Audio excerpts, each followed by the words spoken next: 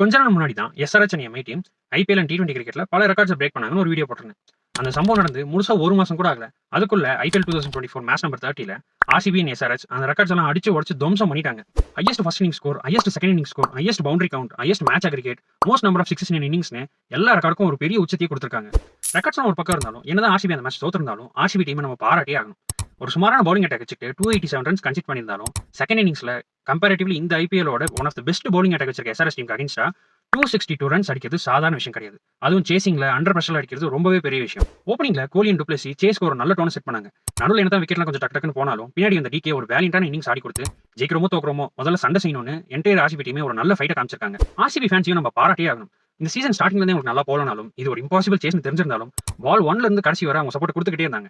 அவங்க ஏன் இந்த மோஸ்ட் லாயல் ஃபேன்ஸ்னு மறுபடியும் எல்லாருக்கும் ப்ரூவ் பண்ணிருக்காங்க. நீங்களும் ஒரு ஆர்சிபி ஃபேனா இருந்தா உங்களுக்கு ஏன் ஆர்சிபி பிடிக்கும்னு கமெண்ட்ல சொல்லுங்க. இந்த மேட்ச்ல என்னெல்லாம் ரெக்கார்ட்ஸ் பிரேக் ஆயிருக்குன்னு பின் கமெண்ட்ல போட்டிருக்கேன். மறக்காம செக் பண்ணி பாருங்க.